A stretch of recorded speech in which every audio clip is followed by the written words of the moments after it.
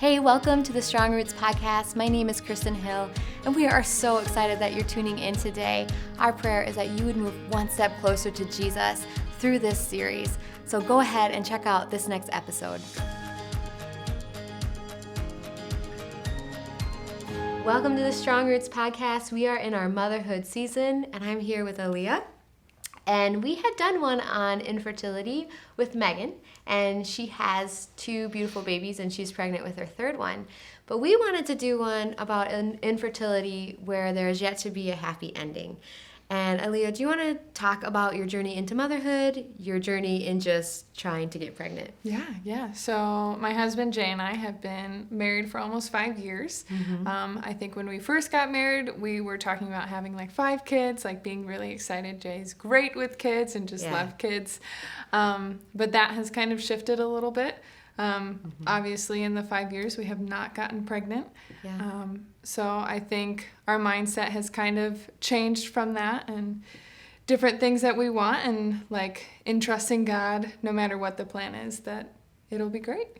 When did it, because you know when you're like probably we're trying but not trying, when did the shift happen of like, okay, it'll happen when it happens, to like, wow, maybe we need to start trying, or maybe...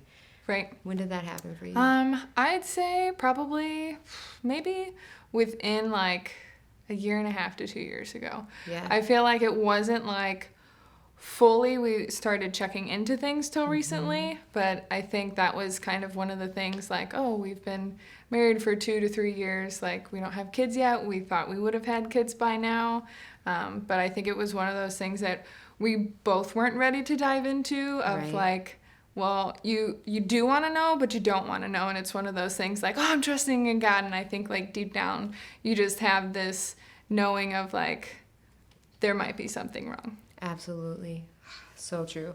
And it's funny, like, I totally relate. I feel like that in so many areas, like, I want to know, but I don't. Right. For sure. Yeah. Totally. So can you share what has happened between your dream with this journey? Because like you said, you want 5 kids, like Jay's great with kids, you're great with kids, like what has God been doing?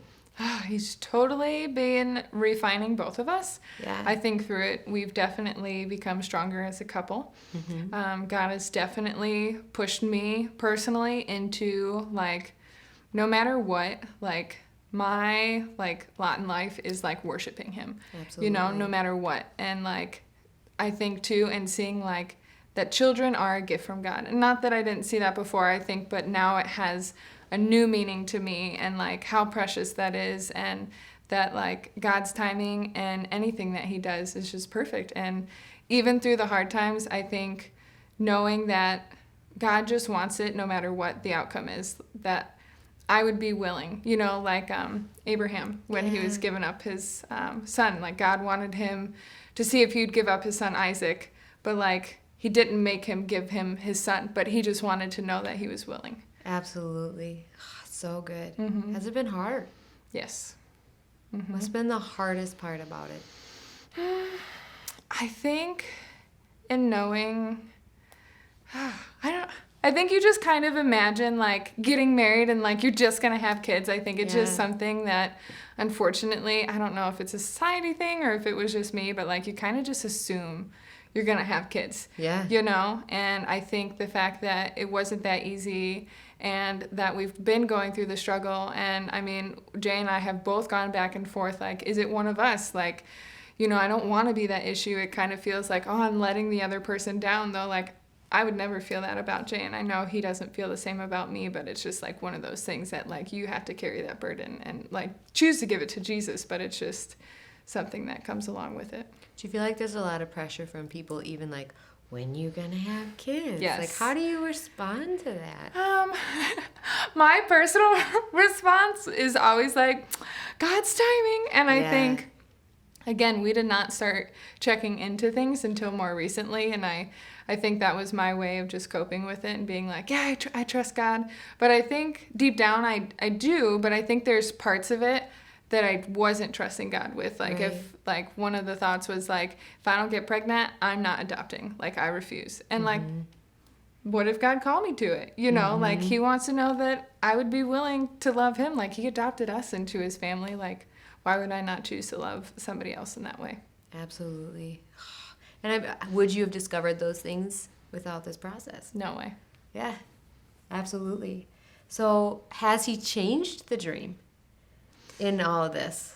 I think, yeah. I think I am okay with the outcome. Like, if we don't have kids, like, knowing that he can use us in different ways, like, without having kids, and being able to reach out with people and being able to have as many people over or have the free time and go do different things that, you know, people with kids, like, you can't at certain times. Like, that is a blessing that you have in your life, and you have to take care of them. And like, at the drop of a hat, if somebody, like, called me, I have more free will in that moment to just be like, okay, like, I don't have to find a babysitter. We don't have to plan between the two of us. So I think he could use it that way. Absolutely. So what is a dream that you have been able to fulfill in this time he's given you? Because here you've had 5 years. Is there a dream that you got to accomplish because he didn't answer this other dream? Yeah. Writing a book. Yeah. Actually. Yep. Yeah. That's been a dream that I did not know, but has kind of come out. And I think it's something in being obedient to God, and like, it's something I still have to force myself to do, because it's a place of vulnerability for me, especially sharing my emotions is not my strongest quality, but I think it has definitely helped me just kind of be vulnerable and obedient into God in a way that I don't think I would have been able to express. And it's kind of fun seeing throughout this journey, it's had to have forced you to be more vulnerable. Very. Do you agree? Oh, 100%. What? Even this, like, this is super huge vulnerability for me. Yeah, to be put out there and absolutely. Yeah. Would you have done this even a year or two ago, do you think? I don't know. Maybe not. Honestly, I probably not, because I don't think I was in the right spot of truly admitting, you know, and being comfortable with that. I think I was still kind of shoving it down and just being like, God's timing. Yeah, I want to know, but I don't want to know. Yep. So what is something someone did to walk alongside of you that was supportive, that maybe people who are listening, maybe they're not going through it, but they have friends who are? Yeah. What helps?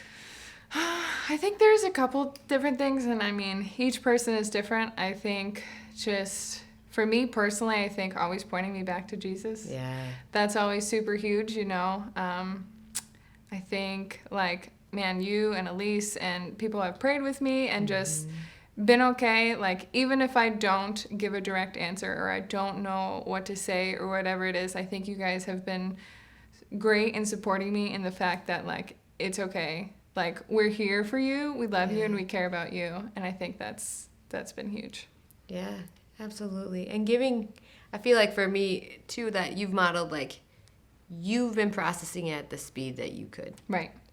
And, like, pushing you is not helpful. Yes. Trying to crack on something, like, trying to force my will or force you to come to something that you're not ready to is never helpful. Right. Do you agree? Yes. And I am a very slow processor. Very slow. But I think most people are, especially, and a lot of people, they don't even process this their whole lives. Right. You know, I think because of the grace of God and Jesus in you, right? Because he loves you, he's like, we're gonna process right. this. But I think as friends, we can screw up and be like, no, but you need to talk about this right now. Right. When you're like, I couldn't even if I tried. Yep. Yeah, that's good. So I like this one. What should a husband know in supporting a wife that is going maybe through a similar experience as you guys are?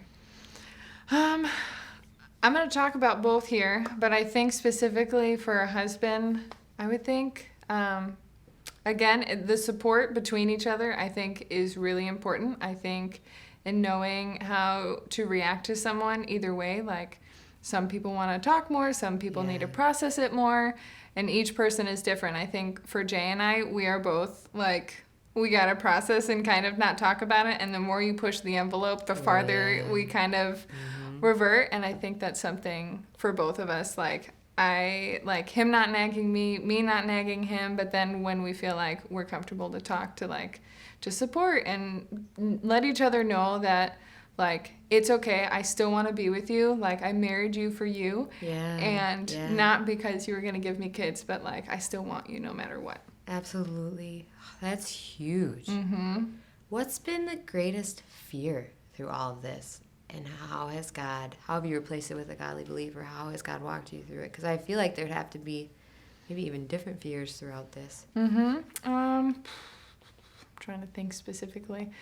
Maybe just, like, trying to go off of both of us, but, like, I'm not good enough, or, like, whether it's, like, my ladyhood or my manhood or whatever it may be, or I think that would probably be the main thing, you know? And I think in knowing that our value comes from Jesus, not from this specific thing, like whether you have a child or not. It does not define male or female. Absolutely. Oh, that's so good. Because, yeah, you don't mean to. Right. But there's all sorts of idols. Right. Like, that we want to make our identity. And it's not until you're face to face with, like, well, thank you, God, that can't be what. Yes. Right? Yes. Oh, so good. So, what do you want to tell a woman or a man going through a similar journey as you? I think it's that it's okay to be where you're at, and know, like, even if you're in the waiting and, like, you don't have an answer, like, trust in God no matter what, because, like, his timing is perfect, his plan is perfect. Like, we might not know until we get into heaven, and, like, man, the beauty of God coming close to you and being in his presence, like, that alone has, like, brought me so much joy and so much peace throughout it all. Because, like, I feel like in those moments when I'm struggling the hardest, like, those are the times that, like, I'm closest to God. And, like, when I've been super down about it, you know, I think worshiping him, like, in the midst of tear, like, saying, I'm going to give this to you, God, like, those are the moments, like, I have totally felt God's presence, just, like, I'm there. Absolutely. That is so true. So I guess I want to leave our viewers with a challenge. Yeah. And you just challenged the people who are maybe in a similar situation to continue to give it to God and to trust him. What would you want to challenge women who are friends? Like, what is something tangible that they could do? I mean, because I feel like there's that line of, oh, I don't want to bring it up and not make it awkward, but, like, maybe they're not thinking about it right now. Like, I don't want to, hey, remember this thing that's happening? But then, like, also, you want to feel seen, I'm sure, and, like, that your friends remember, like, this is something that's happening. I know everyone's different, but how would you advise women who are watching who have friends going through something like this? I think, especially if you have, like, a really close friend, talking to them, it's kind of like, you know, your spouse. Like, you got to talk about the expectations. I feel like if you can do that with your friend and really hash out expectations of, like, I mean, I've had Elise ask me, like, okay, like, what's too much? What do you want me to do? What do you not want me to do? And sometimes I've flat out just been like, honestly, I don't know. Because, like, I really don't. And I was like, I'll tell you, though, when it's too much, you know? But, I mean, no matter what, I feel like knowing that somebody's there and thinking about you with it throughout the whole thing, I think that just brings peace and comfort. Even if, like, we might not respond well, I think, like, I'm able to look back at those times and be like, man, like, what a blessing. That's so good. So I love it. So the challenge is, honestly, trust God. If you're in the situation, reach out to God, but your friends. Like, don't be afraid to be vulnerable and say, hey, I need prayer. Or I need to just hang out and talk about this. And friends, take what you get. I mean, for real, like, reach out. If they set, like, a boundary, like, I don't want to talk about this right now, respect it. And don't, I feel like so often we can view it as, oh, it's because of me, but it has nothing to do with you. Would you agree? Yeah, I was just going to say that. Like, know that it has nothing to do with you. And I think it's an area that's so hard to be vulnerable with that, like, especially in our culture, nobody wants to talk about it. It's almost like this taboo thing of, like, it's not a good thing. Like, you shouldn't talk about it. It's embarrassing. And it's like, why? There's so many people deal with this. Absolutely. And, like, it's nothing against that person and not wanting to share. Again, it's just sometimes you just don't know how to or what to say or what you're thinking, or it's just kind of a lot. Absolutely. And I think that's with all relationships. I mean, Right. sometimes you just don't know. Yeah. And giving that grace. And I love what you said, set expectations in that relationship. Right. That we'll be honest, we'll be vulnerable, Mm-hmm. and let each other know. Right. Ah, so good. Anything you want to add? Anything you want to leave them with besides those challenges? I think that's it. That's Yep. it? Yeah. Yes. Yeah. Trust in Jesus, worship Jesus. Like, Yeah. that's always the best, number one thing. Yeah. And everything else will fall into place, and he'll reveal it in his time. Yep. Absolutely. So true. Yes. Thank you, Aleah. Yes. And thank you guys for tuning in, and I cannot wait to catch you next time. If you enjoyed today's episode, make sure to follow us on our other social media platforms. We don't want you to miss out on any future content. Thank you so much again, guys. I hope you have a great day. And I want you to know I am personally praying that your roots stay strong.